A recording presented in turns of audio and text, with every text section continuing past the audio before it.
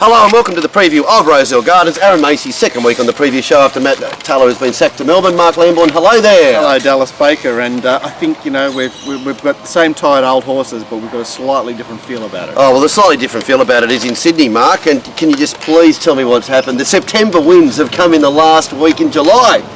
Is this good or is this just a tease? No, I don't know. I know it would be good. It would be good tomorrow at Kembla, and Rosie will be going, oh well, you know, it's still very, very wet underneath.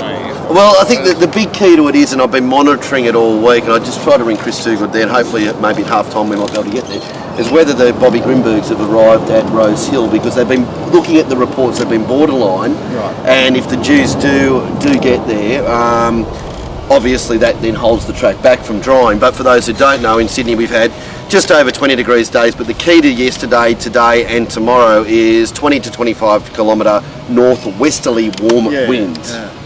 Yeah. So, well, there seems to be very little excuse. Yeah, so we should be good drying weather we've had. Yeah, that's right. Exactly. So we should be at The trouble is we need amazing conditions to bloody lift it out of the bloody quank. But I think the case in point for what we're saying is we've gone from real heavy to not real heavy. See, even Canterbury last Saturday was surprisingly yeah, exactly, and it was wet underfoot, surprisingly wet underfoot as well too. Yeah, exactly, and it just in the round as well too. But I think we've got to be confident it's going to be somewhere around a 6 tomorrow, 5 to 6, isn't it? Well, surely. Exactly. And rail 3 metres, as we often say, Mark, it appears to play the fairest because most horses just naturally get in the lane. Hard fence, no good. 4 or 5 metres outside of that, no good. But middle draws. There you go. Beautiful. You know, it's good. Look, it's a good rail position for a leader to control from a wide gate. And other than that, it's actually the sort of track where you sort of lead or you come from midfield or worse. Yeah, it's sort of then that diving through. So for some reason, the one out one back is not ideal on this position. When you look at it, probably should be, shouldn't it? Yeah, exactly. And just be careful too that if they the riders do overcompensate and start getting further and further off, the ones out having to peel get into no man's land. Yeah, they do. So you know if it looks like they are overdoing it for whatever reason, getting off the fence, you don't want to be coming probably more than, if the leader's getting 2 or 3 off, you don't want to be more than 3 off that leader. Otherwise, you're going up and down the one spot. Aaron, how are you? I'm good. I'm intrigued in the meeting. I think there's a couple of horses later in the day that there was a couple of mounting yard horses, Centre Pivot being one of them. All right, Cobalt out. That's Cobalt out, but new trainer who can actually train in. So it's right. So the Cobalt was necessary for the trainer that couldn't train. Is that what you're saying? I don't know if he was a proven trainer. Is he a proven trainer? Well, we'll get to Centre Pivot later in the day. He's proven with Cobalt. Oh, he's proven with Cobalt. Allegedly. Is it still? No, it's not allegedly anymore. No, I think he made a series of confessions. Admittedly, yeah, exactly. But he didn't administer it. Oh, well, whatever it is, let's worry about it later. Okay, the new site. Firstly, up and running. Lots of things have happened with the new site. Yeah, go and look at it. It's really good. It's a lovely piece of work, isn't it? Like, it's lovely to look at. Yeah, well, that gets better next week too. That's only sort of phase 1. Phase 2's next week. Don't get too used to it. It's changing. Yeah, well, no, it's not changing overly, but there's, I think if you have a look at it, you look at it and say, well, we got it up, and it looks really good, but it's going to look even better, more complete when the. But wait, there's more. Oh, wait, there's more, and there's more articles going to be next week. There's a lot more angles coming next week. So, if you've liked it now, there's that, and I believe our feature interview next week that you and I are going to be doing a few of, not for your show, but for our feature interview is going to be with a person called Mr. Glenn Pollock. We've been able to secure him and lock him down, I believe. Dallas, I really think you should promote the Glenn Pollock interview. After I've done it, exactly right, yeah. Goulburn is on Tuesday, so if he wins on Saturday, he'll be going to Goulburn on Tuesday. So right. Anyway, but that's next week, and your clip show is going very good, Aaron. Yes. Mark Newnham was just. Have you had a chance to have a look at Mark Newnham? No, I've seen the still. You've seen the still? What were your thoughts on the still? Looks relaxed. I like to look at it. That's good. It was as I said on the show, for somebody who's been relatively in and around that group for a while, it was just still an amazing insight for me. I thought I knew a lot about Gay, and I love his insight between the difference between Waller and Gay from his view. Yeah, it was some fascinating stuff. So if you get a chance, have a look at that. It's well worth a read and well worth a view. And you'll also learn a lot about Gay stuff, which will help you assess her horses as well too. He actually franked a lot of the things we've said about them. Okay. Perfect. All right. Anyway, let's get into race 1, which is for the 2-year-olds, the first of 2 2-year-old horses. Sorry, the 3-year-olds. Have we got a final scratching here yet, or are we still No, going? we don't. We don't. That might be a subject of an article next week as well too. But anyway, it's all right. John Massaro runs racing. He's chairman of the. And he owns both horses. He owns both horses. The industry is only 85% funded by punters, and we've either got a 5-4 favourite or a 5-1 next Only week. 85%. I think, well, I think it's around about the figure, isn't it? So, Where's anyway, that come from? Anyway, you've created a great betting race in the first. Well done. Okay, B. Abdullah, the reason is B. Abdullah's duly engaged for both, and one of these horses won't run.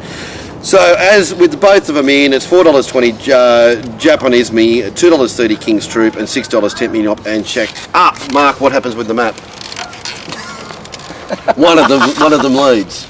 Oh, yeah, whichever one's left. Yes. Okay. All right. Well, Brendan Abdullah leads. Yeah. And Lieutenant Box Seats and Japanise Me may be forced to race our OSL.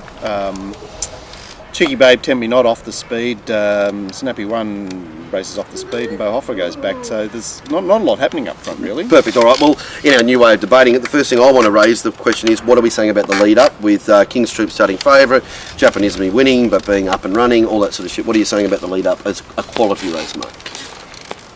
Well, it certainly feeds this race well enough. King's Troop was clearly set up. And was Gerald Ryan having his first start, so you're not imagining him sort of progressing much. And as you said, Japanise Me got a perfect run and was up and running, so that led me to think that you might want to look for something else. Yeah, exactly. But the thing that pulls you back is that it's a course run too, though. That's the It's like it's there. It's just it's there, right? It's there. I'm not. It's there, but it's there to be beaten. It's there, but there's no. There's nothing. In my opinion, there's nothing dragging you into either of those two horses, other than to say there they are and there they must be. And here we are. Okay, dragging down on them, Aaron. What did you think of King's Troop first up? Small, 6 to 12 months away. He's never going to be a big horse, but he still looked very immature in himself. So there was still slight improvement in his condition-wise, I think, so he could improve from the run. He'd probably be the slight weighted, he'd lean, he's weighted better for the weighted people. I don't think he's actually going to run. I spoke to Gerald during the week. Shacked Up, what's the other one? He's pushing for Shacked Up, but it does come back to the owners. It's a more logical play for them. I think King's Troop's a lot better suited in the maiden than Canterbury on Wednesday, but the maiden's probably going to be stronger, isn't it? Yeah. The maiden looks very I think. Hang on, isn't there? Yeah, it wasn't the point that he was making. There isn't a lot around for Shacked Up, but King's Troop has other options. So that to me says that Shacked Up is running here tomorrow. Yeah, that's right, exactly. It should. So let's play it that way then. In saying that though, regardless, even if they're both in the race, I'd be backing Shacked Up. I think she's the better horse. All right, well let's take it to that segue then. But we're going to talk about Shacked Up now. Okay, so what would you like to say about Shacked Up then, Aaron? I got a good feel for her at the trials. I thought she looked to be a filly with a little bit of ability. She then won, I think it was a good maiden at Hawkesbury. I think a couple of the horses behind her. I usually don't like Hawkesbury maiden form, but I think it's not saying as opposed to somewhere else. As opposed to most other places. Right, yes. really? What's it about Hawkesbury that you don't like? I just don't like the track. It's a track I don't get a good feel for, and it's a momentum track, and things. A lot of things can go their way. You're thinking that form from Hawkesbury doesn't transfer as well as it should. It doesn't read as well as it, or it doesn't transfer. Oh, I think that's the correct way to talk about it. I think she would have had good improvement. I spoke to Gerald. She did say she surprisingly did have quite a bit of improvement from it. I think the horses that finished behind her are not too bad horses that will win races moving forward. All right, Tempt Me Not, Mark. Just looking over your shoulder here. Shamalia. Yeah. Okay. Look, Tempt Me Not. They discovered in the course of last preparation that she was a sitting spring horse. She was sooled into a couple of awkward positions midweek. One of them against Japanise Me at Warwick Farm, and the other against Vanbrugh at Randwick, where she was very, very awkwardly positioned on the rails in the lead. And I think she stalks this pace with Cheeky Babe, and they're quite dangerous because there's not a lot of substance up front. I mean, certainly the up front has to be got past, and you know, Shacked Up has the advantage of coming home. But I mean, she was on the bunny on debut, and that for me doesn't inspire me. I'm not saying she can't win. I'm just saying that she didn't do anything for me. Does she have to lead though? No, she doesn't. Yeah, she doesn't have to lead. I thought she might. No, I mean Nash. You know, Nash in his current vein, crossing from the outside at the 1,000 at Gosford, which is a very hard thing to do. It's the shortest run of the first turn. Nash may be inspired. You know, King's Troop comes out, Japanise me, says, "I'm going to take the lead here." Yeah, I'm your man. Yeah, why not? I just thought maybe from Abdallah from gate one might just try and take the sit and just let her work home. Yeah. All right. Well, okay. That's talking about them. I've got the wild card in the race, which I think is huge odds. First time in its life, it hasn't been ridden by Glyn Schofield. It has form that's still around Vancouver if you go back through it, and was as big. It was quite big. Had plenty of improvement. Will improve in the tries. Lieutenant 25 to 1, less deductions. I think is the wrong price. Fair enough. It is Beeshin on for 3 lots of Glyn or whatever it is, or 4 lots of Glyn. You can't argue with that. Beautiful. Anyway, so plays in the race. What would you be doing? Obviously, it's up in the air. I'm Shacked Up and Tempt Me Not would be the two horses I'd be interested in. I'd like to just see how forward she is. It's the thing. Bud Cummings stable's a stable that I labelled a while ago as quite a first up stable. They have changed around, haven't they? Yeah, a lot of the horses coming. Nothing like youth, you know. You're a bit of a first up man, and so's James. Yeah, they have changed, haven't they? From when they were always, or normally 90% of the time, a run or two below. They have come out ripped and not with a lot of improvement. Anyway, Mark, would you be playing in the race, or would you be letting this one go? Is the rule? I'm tempted in the race. Tempted by Tempt Me Not. The only play I would have as Lieutenant is a little bit of a throwaway each way bet, but you're not going to be able to bet each way, so good as gold. Race 2, before we move into it, we should mention one of our new features is the Darren Potter, Matt Taylor preview show, and it is online right now, so you can get all your information for Moonee Valley on Saturday.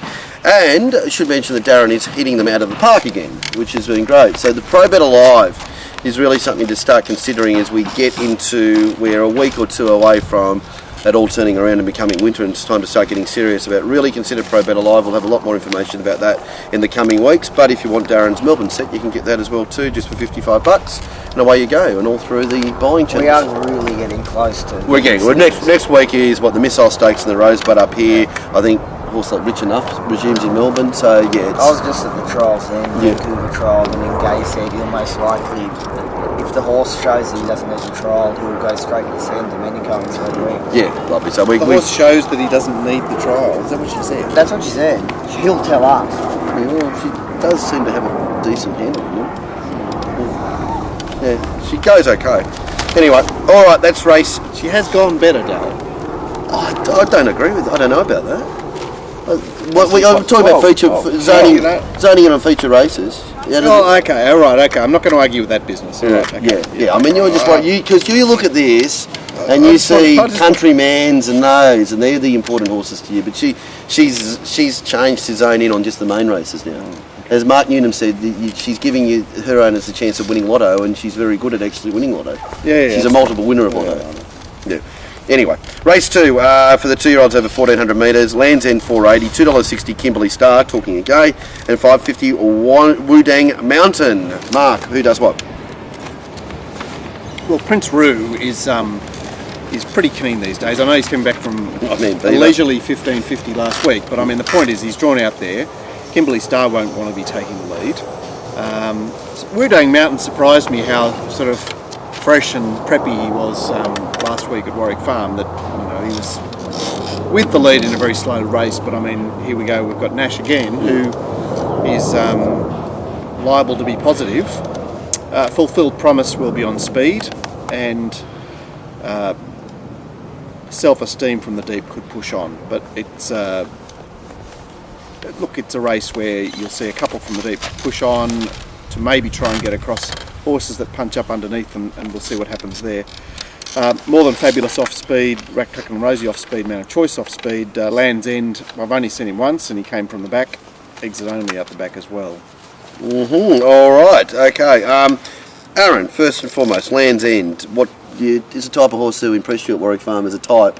Very much so. He was a horse that I liked from the trials. I went to the races thinking if there's any money for him or he looks wound up, he'd be a horse that I'd back. I was obviously nervous, Fastnet Rock Colt, heavy track, Warwick Farm. I looked at him in the yard and he's a horse straight away. The words were wow. Just really nice. And is that wow as in, and also not suited on a heavy track as well too? Yeah, most likely not. Yeah. Big, strong Fastnet Rock Colt. You would think not suited, but one on ability. All right, lovely. Mark, high SP, but I know you asked Gerald about that beforehand too. I said and he was surprised as well. 11s to 13s. I know, but an unimpressive trials there. You know, it did the job and it did the job well, and it's coming home for second start. Yeah, I guess everyone looks for different things in trials. I didn't mind it. But yeah, I spoke to Gerald and even he said because the owners weren't that interested, but he thought it would win. So interesting. Anyway, but we can see that Mark, with the time to forgive a first, the easiest time to forgive an SP is first up, isn't it? Which we saw with what was it called? Yeah, I'm not worried about its SP. I'm just saying it's a race that's pretty unfranked, and behind it lives trial form that doesn't look very inspiring. Having said that, look. They've posted a very short price about a horse that we may walk away from saying, gee, you know, it was a bit dry for her. Yeah, absolutely. I mean, we know. Put it this way, we know what Kimberley Star is pretty much now, don't we? You know. Well, look, her owner is a very, very good boy who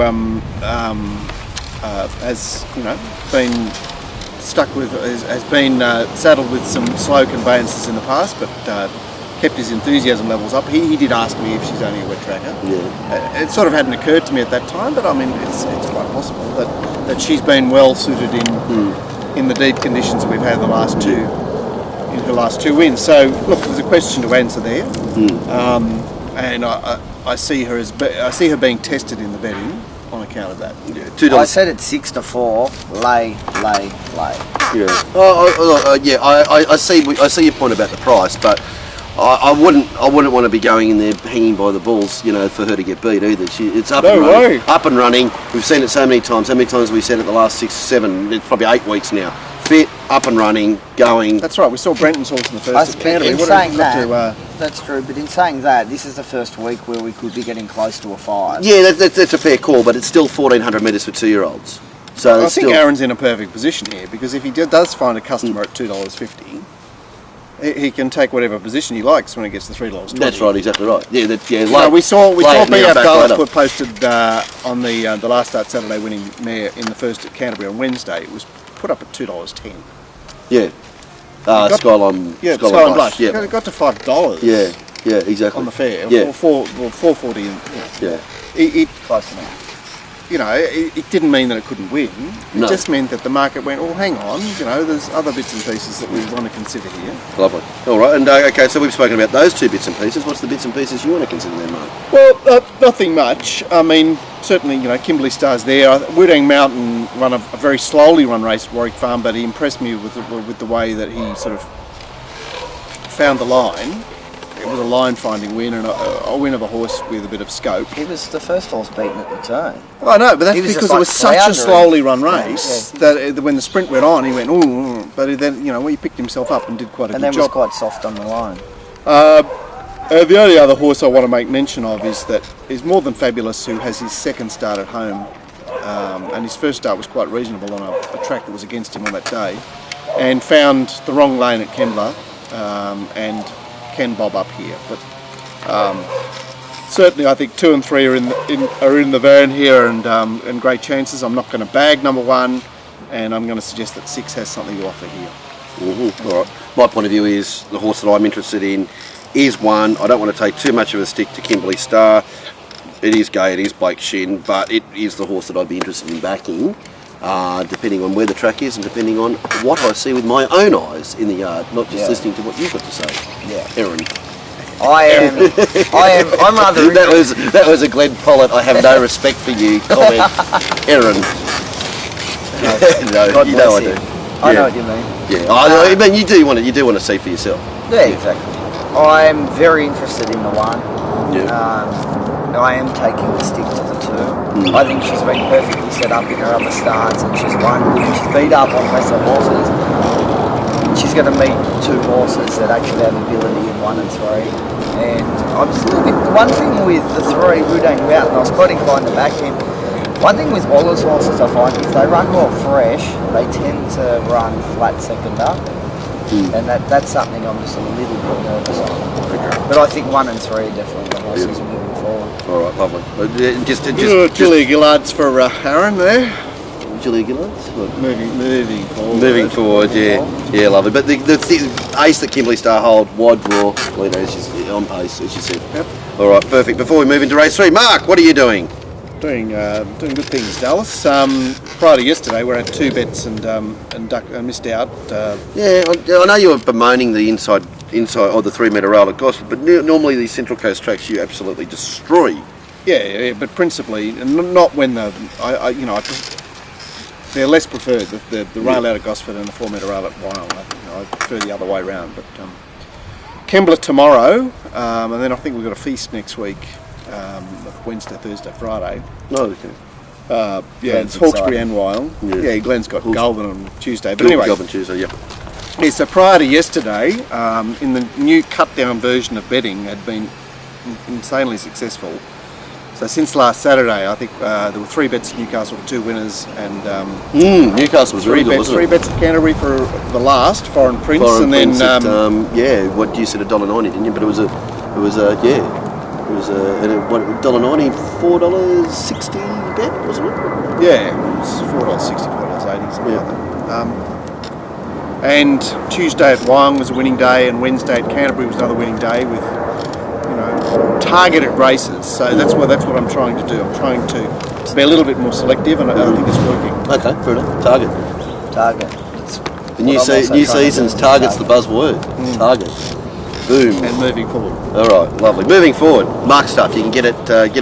Hopefully, and all my results are actually up to date. And hopefully, I know there's a few people out there getting frustrated by it. Hopefully, you are able to buy Marks individually. The boys have been working on it. So what are we hoping for by tomorrow? My understanding is it should be ready almost now. But if not, just email me and we will do it manually and we will send it to you. It's no dramas. It's easy. Email me, Dallas at Punters Show, and also Matt at puntershow.com.au, and one of us will get you Mark set. That'll be fine. And here comes Steve Mascott walking down the street again with the washing. Lovely. All right, moving on to race 3 for the mares. 1400. But it's not Steve Mascott, Dallas. No, it wasn't. Apparently, it is. But in second looks, it is. Sense and Reason $6, Marty $6, Berra Miller $5, and Blendwell is $6. Yes, what a gala! It's all down to whether this form is on a different track or not. Mm-hmm. And as far as the tempo is concerned, there's 3 in the band. There's Footy Fan from Gate 1, Error Bar up to 1400 from Middle Gate, and Marty. All right, let's start with Marty. Aaron, we've seen it a lot in the yard. It improved about 1/100th of a length the other day. I'm not sure about Marty.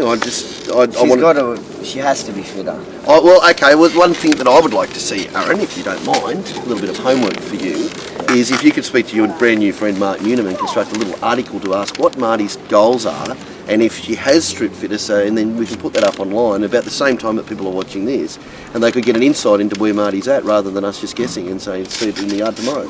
That's intriguing. Could you do that? I could maybe do that. Lovely, cool. Because my worry with Marty is, Aaron and Mark, is sometimes with these mares they just don't.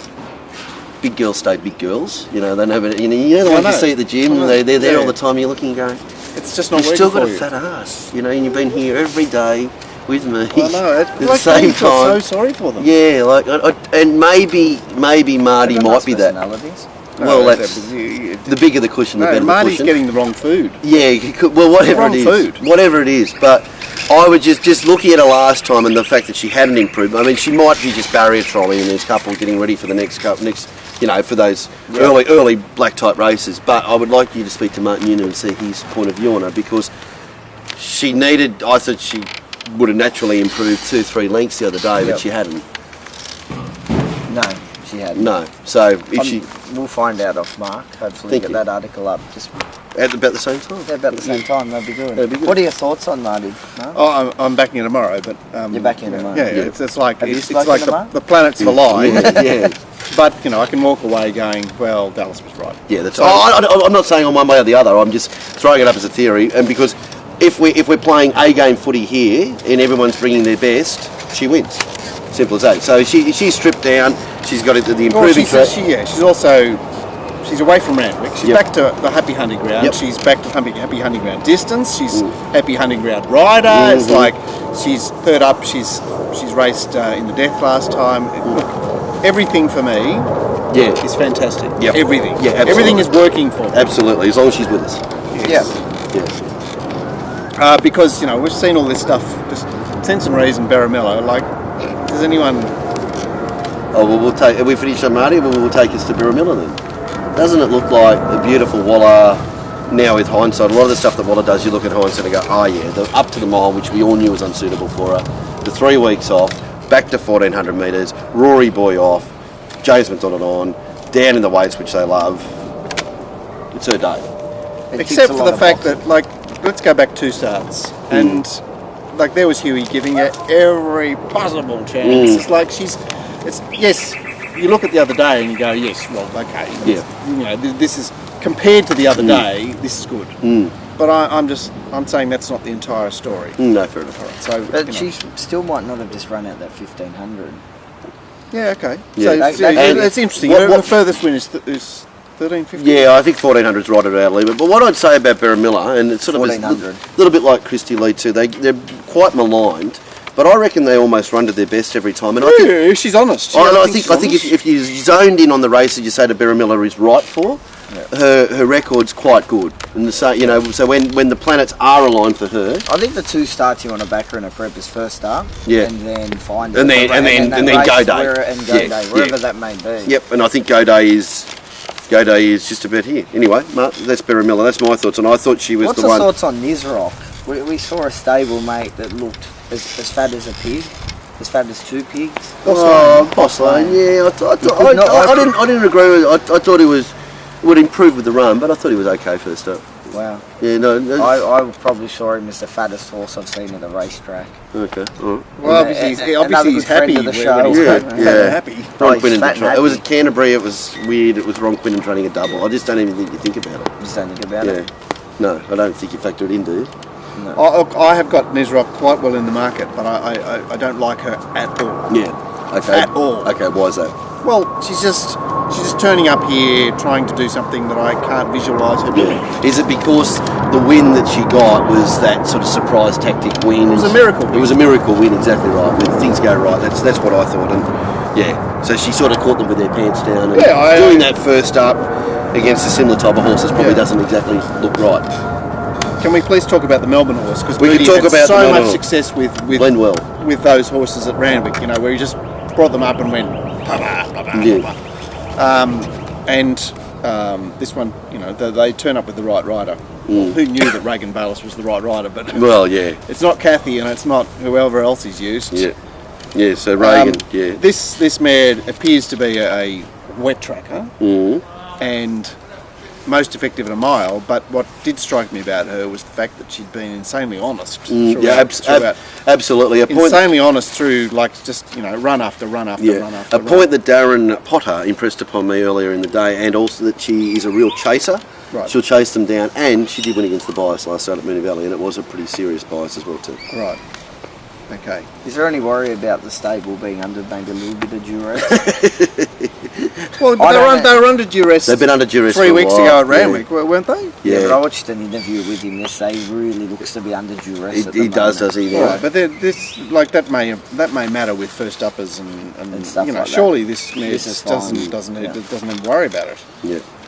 Okay. But yeah, look, she did strike me as being the sort of horse that if you were to back them, back the last man standing, you'd be comfortable. Oh in the corner. yeah, I think depending on what she looks like, I'd be probably more likely to be against her than with her, but I'm going to be petrified. What of about seeing what colours are getting they? back to the firmer track? This is Snowden, third up. No, I'm a bit sick of it. Yes. You're a bit sick of it? I'm a bit sick of it, but I was on it last She's start. definitely a horse that wants the firmer track. She Yeah, doesn't definitely. Like the Yeah. This is a race, I think, with a bit of a tail that I think you can make cases for too many horses for my liking. Anyway, I thought Barramella was the one that put itself above the rest of them for tomorrow, and Marty is Marty is the one that I think would win if they bring their A game, and we'll see what she does in the yard, or from what you speak to Mark Noonan when you do your interview with him. Yes, that'd be interesting. He only has a 20-minute sleep. He told me that the other day, so you'll got plenty of time. And Mark, Yeah. 20 minutes once a day. Yeah, that's all the gay allows. Anyway, during the day. All right, Mark, where would you want to play? Oh, I've mentioned that Marty is set up well for me tomorrow, and I'd be looking to save on Blendwell. Blendwell, yes. I'd probably do the same actually. Save on Blend. Back Marty, back Baronella, save on Blendwell. That'd be my play, and won't lose. I don't think this will be a betting race for me. Okay. Unless I see Leave the Marty mares out. winning. All right, lovely, perfect. All right, beautiful. Mailing Yard Mail, the big change from That's horses. right. You know, like all these horses are going to turn up a year older tomorrow. That's right. How's that going to have?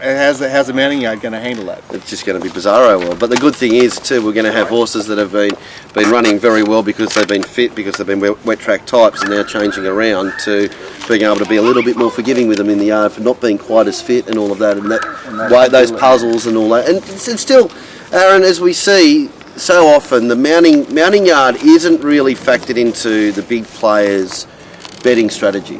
No, it's not. And you see, like a horse like Way We Are. Way We Are special. Well, from all of us that look at certain things in the yard, different people look at different things. But I think most people who would have seen that horse in the yard would have almost removed the decimal point from its price. Yeah. You know, like it was whatever it was. It was 5, 6, 7, 8 rolls, and it was out of the race. I think if you'd drawn gate 3 and he was going to get a beautiful run in transit, you wouldn't have been as worried. The fact that he was going to have to work, he was going to have to be there, and he didn't parade right.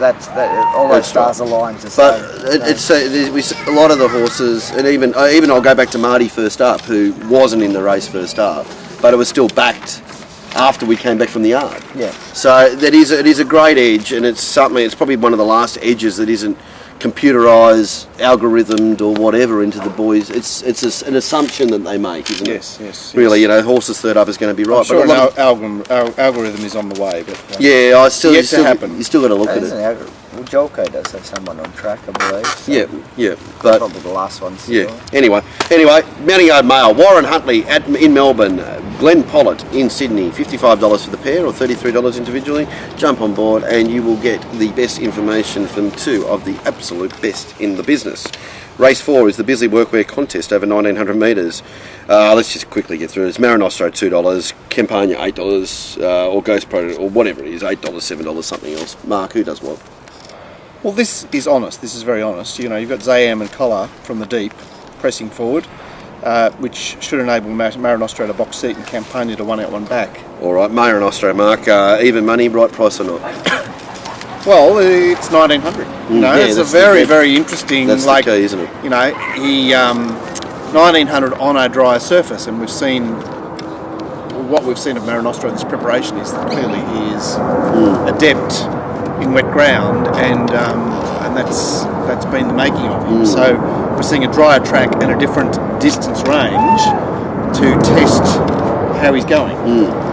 So James will give him every chance. It's all looking good for Marinostro, apart from the fact that the track's drier and the distance may be uncomfortable for him. And he doesn't have a great time. No, but nor do any. No, exactly, nor do any. No, that's interesting you say that, because he doesn't have a great deal of ability, and yet he's being marked. Yes. According Yeah, that's right. yes. Exactly. He's been marked like he's a bit of a star. Yes. Yes, because he paid So you're to. saying even money's too short? I think even money. Well, at even money, I'm laying it. Yeah. Yes. Yeah. But then again, too, the converse argument is it is still a horse race, and he's only got to beat what he's up against. Who can you make a case for? Well, you don't want to know what I tipped here. You don't want to Oh, know. here we go. Throw it out. Here we go. Well, I'm saying that this is a race Oh, of some no, it's pressure. loophole, isn't it? Yeah, there you go. Okay. It's like Loophole's had no speed on He his goes last to two Matty starts. Taylor, or sorry, go. Loophole. Where is Taylor Marshall when you need him? Yes, loophole.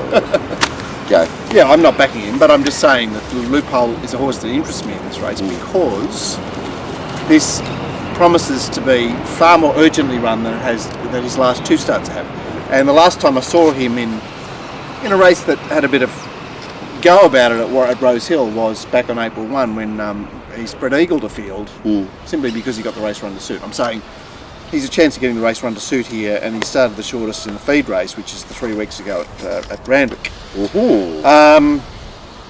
Point that I should make here is that Collar is the only horse that's had a recent run for 1900, which may mean something. Yep. And